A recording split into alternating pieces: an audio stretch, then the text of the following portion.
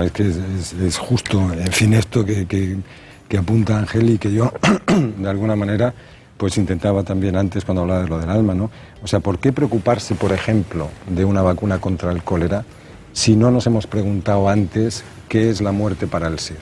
O sea, ¿qué es la muerte para el ser? No solo entendido, digamos, como teología, como ser absoluto, como Dios, sino como ontología, o sea, como ser que está aquí, ¿no? O sea, esa es la funcionalidad de la metafísica.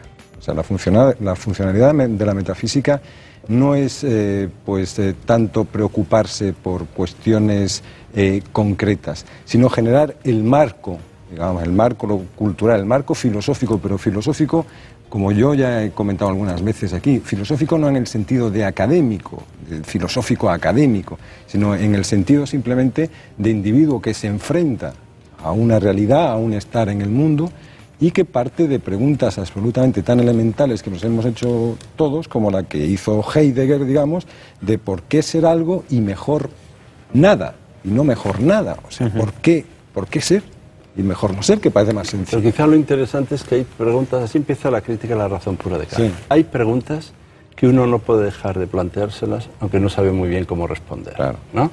Ahí es la experiencia de los límites del conocimiento. Entonces, las preguntas en ese momento decía, pues, ¿qué pasa con el alma? ¿Qué pasa con la muerte? ¿Qué es eso de Dios?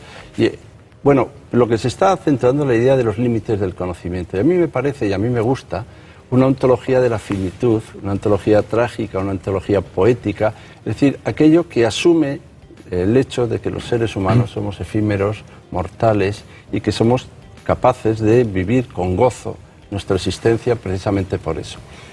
El dar sentido a esto, esta tarea de dar sentido, no solo a nuestra libertad, sino también a nuestro vivir, es una tarea profundamente metafísica. Y no hace falta ponerle el cartel, no hace falta ponerle el cartel. Todos estamos en nuestras acciones diarias tratando de afrontar cuestiones que no sabemos de responder, de dar sentido a lo que quizá no somos capaces de encontrar y también de afrontar la vida con toda sencillez. Porque es que parecería que como uno, si va de metafísico por la vida, conviene que no lo entiendan, para que parezca más profundamente metafísico. Y yo creo que la aspiración a un discurso sencillo que da cuenta de que la realidad es producto de nuestra acción y de nuestro quehacer, que las categorías estructuran la realidad, que hay modos distintos de ser y modos distintos de decir, que hay una relación entre lo que decimos y lo que somos, por eso hay que cuidar lo que decimos. Y todo esto configura un modo de ser, una manera de ser y de vivir que ojalá en algún caso sea la sabiduría. Pero fíjense lo que decía Voltaire, si me lo permiten, voy a leer una cita de él, a ver qué les parece. Cuando alguien está hablando de algo que no comprende a alguien que no lo entiende, están haciendo metafísica. O sea, la clave es no entenderlo. No, la clave es querer comprender. O sea, exactamente, si uno cree que ya lo sabe todo, y mejor que los demás, y por tanto no tiene nada nuevo que comprender, yo le aconsejo no solo que no haga metafísica, sino que no lea ningún libro ni que no hable con nadie. Pero en el caso de que uno considere que no comprende suficientemente, que no entiende suficientemente, que necesita la comunicación, el diálogo y el encuentro con los otros a través de la palabra y de la acción para ser capaces de llegar a comprender, que no significa entender todo.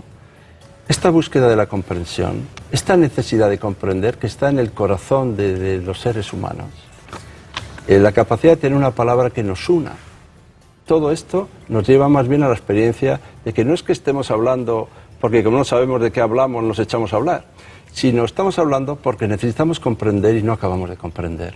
Y por eso seguimos actuando y hablando. Sí, es que o sea, la crítica de Voltaire es razonable, o sea, es comprensible y es algo que ha acompañado, yo vuelvo a decir, desde el inicio, desde el propio Aristóteles ya estaba ese cuestionamiento. ¿Por qué? Porque claro, es fácil llamar a esto un bolígrafo, que lo estás viendo, pero ¿cómo llamas, por ejemplo, pues a algo que tú entiendes que forma parte de la cosa, pero que no es el accidente de la cosa? O sea, eso lo llamas sustancia, pero esa sustancia para un autor pues se puede definir de otra manera, es decir, se crea que es, digamos, la gran crítica en el siglo XX de la filosofía analítica, o sea, se puede entender que se crea una depravación del lenguaje cuando se hace metafísica con grandes términos, cuando se quiere crear una línea sistemática, es decir, un camino, un métodos, que te lleve pues a investigar en estas cuestiones que en el fondo, si no son inefables, es decir, si no tienen palabras, por lo menos son intangibles, ¿no? Entonces se puede caer en ese error de hablar de una manera pues absolutamente incomprensible sobre algo que es intangible, sobre algo que no lo estás viendo, o sea, no es una mano, no pesa, no se mide, no se puede ni romper, solo se puede cuestionar, pero de una manera especulativa, ¿no? Por eso, pero yo el planteamiento que hace Ángel de hacer de la metafísica yo diría una ética de vida, o sea, un cuestionamiento más ontológico que teológico. Y político también. Y político, naturalmente, construir la ciudad, fundamentalmente ¿no? político. Y sí. Yo creo que cualquier pensamiento que sea insensible a las acciones de los seres humanos o a su sufrimiento, a mí me parece inquietante. Sí, es decir, si tenemos un pensamiento que el pensamiento va a lo suyo y nosotros mientras tanto vivimos. A mí me interesa un pensamiento que está imbricado en nuestra propia existencia, que construye ciudad, que hace polis. Y es muy bonito como estos filósofos, antes de que se dividieran en disciplinas académicas, a veces un poco chacineramente, si llegara Aristóteles a una universidad no sabría qué facultad ir, si a la de física, si a la de política, si tendría que ir a la de filosofía. Entonces, cuando ellos escriben un libro de política, pero no entienden la política como politiquería, sino como el quehacer de las obras humanas que construyen polis y hacen ciudad. O la física, ¿no? Como esta capacidad de emerger y de hacer brotar lo que hay. O la poética, con la capacidad de construir, de crear poiesis. Y toda esa estructura, que al final es una coordinación del saber, porque el saber tiene una unidad, pues aquí aparece a veces chacineramente cortado por todos nosotros, que nos distribuimos a veces asignaturas. Lo convertimos el pensamiento en asignaturas. Yo no digo que no sea necesario hacerlo, pero inquieta a veces. De todas formas, señor Gabilondo, un pensamiento que se adquiere quizás con la lectura, por eso su libro, Darse a la lectura, es el último libro que usted ha publicado, y en él, bueno, leemos, ¿no?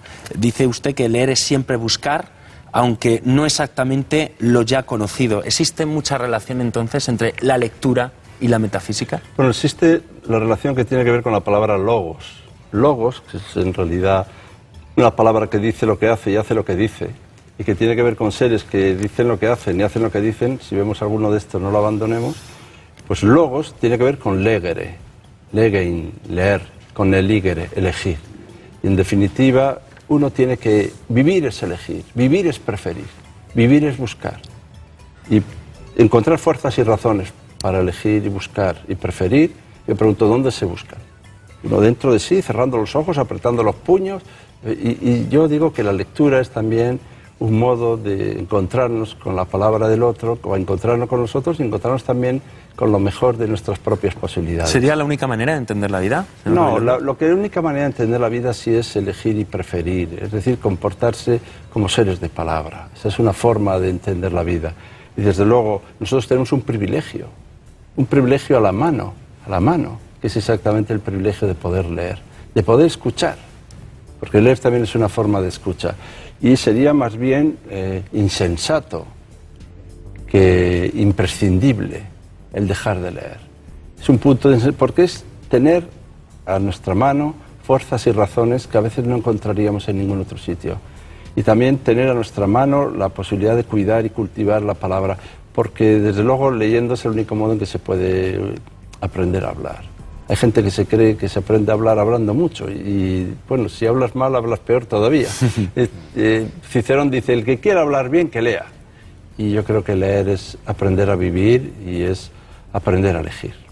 Los datos son bastante positivos, pero seguimos a la cola de Europa. ¿Qué está fallando, señor Bueno, Gabilondo? yo creo que sí se lee y los chavales están leyendo cada vez más. Que tengan que leer aún más, pues es importante. Pero yo subrayo más el modo de leer, el estilo de leer. Porque hay gente que lee poco, pero lee con tal intensidad, con tal cuidado, demorándose en las cosas, disfrutando tanto de lo que lee, viéndose tan afectado por lo que lee, que empieza a ser otro. Y yo creo que lo que me preocupa no es si se lee mucho o poco, aunque prefiero que se lea mucho. Lo que me preocupa es si se comprende lo que se lee, es decir, si pasa por nuestra vida. Pues esperemos que así sea. Jorge de los Santos, Ángel Gabilondo, muchísimas gracias por acompañarnos. Muchas gracias. Nosotros aprovechamos ahora para tomarnos un respirito, una breve pausa, pero enseguida estamos de vuelta. Hasta ahora.